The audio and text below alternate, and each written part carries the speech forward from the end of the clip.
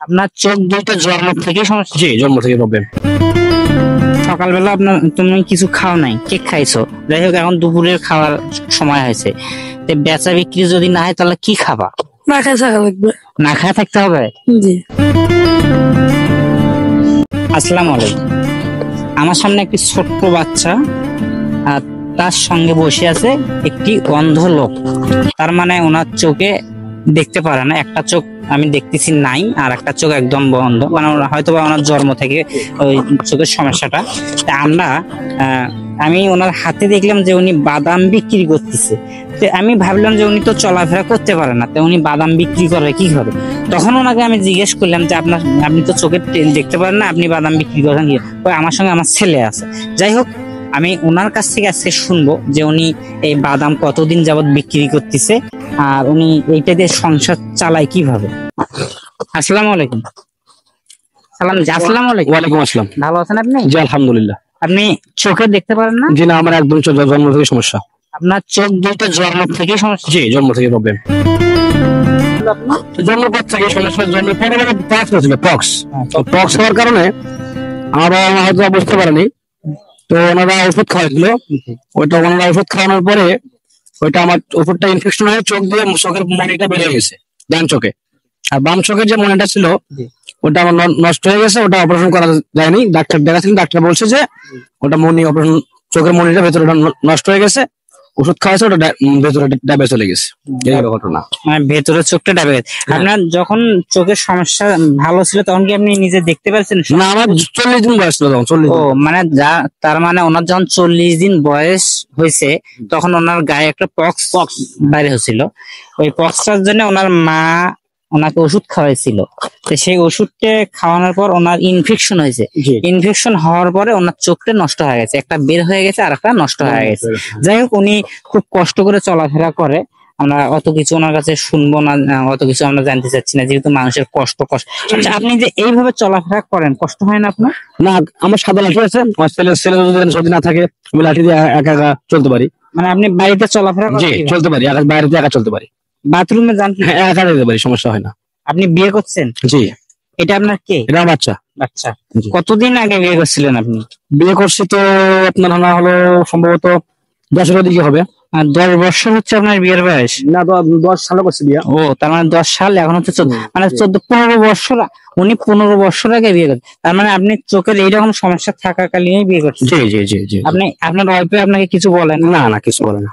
যাই হোক, উনি খুব ভালো লোক। যেহেতু আপনার মানে এইভাবে চলাফেরা করলে অনেকেই বউ দেখা যায় যে অনেক কথা বলে, আপনার সেভাবে কিছু বলে না। আপনি বাদাম বিক্রি করেন কতদিন যাবত?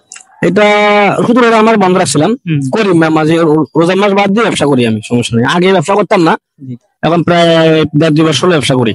মানে 1.5 বছরের আপনি বাদাম বিক্রি করেন? জি। আপনার ছেলে যখন থাকে না তখন আপনি চলাফেরা করেন কিভাবে? চলাফেরা যে বললাম, সাদা লাঠি আছে আমার কাছে, ওই লাঠিতে লাঠি। বাদাম বিক্রি করেন কিভাবে?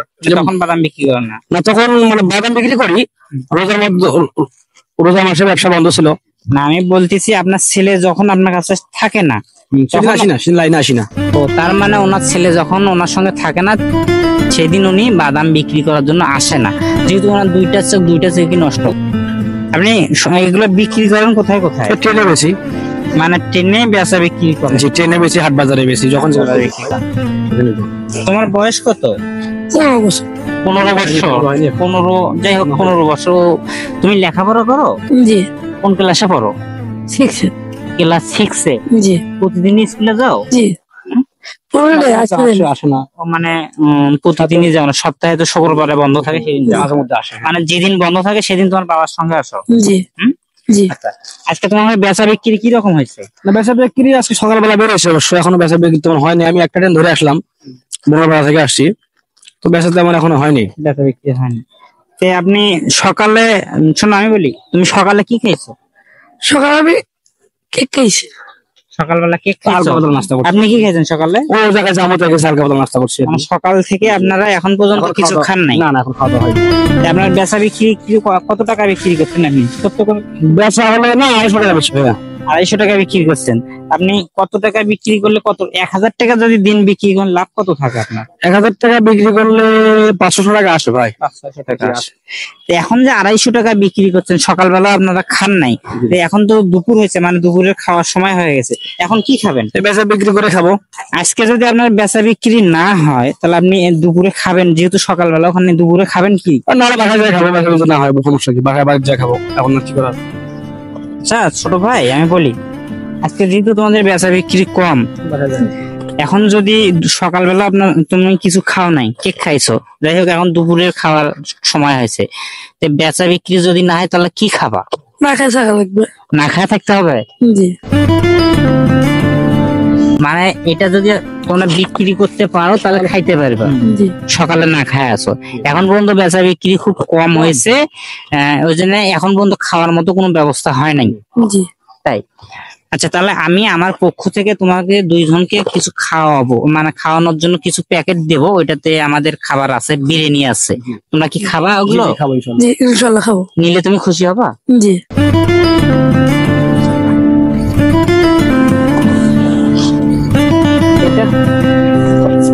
এখানে এক প্যাকেট বিরিয়ানি আছে, একটা পানির বোতল আছে, যেহেতু তোমাদের বাড়ি অনেক দূরে, তোমরা একটা ঠান্ডা জায়গায় বসে সুন্দরভাবে খাবা, যেহেতু সকাল থেকে খাও না, এটা কষ্ট না?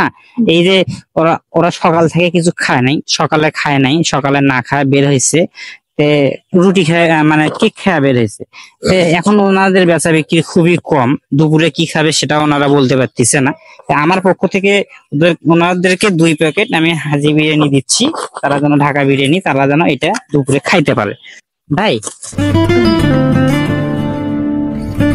তাহলে তোমাকে এখন এটা দিলাম, তোমরা দুইজনে এক জায়গায় বসে, যেহেতু তোমার বাবা দেখতে পারে না, তুমি একটা ভালো জায়গায় নিয়ে যেয়ে বসে সুন্দরভাবে খাবা, হ্যাঁ?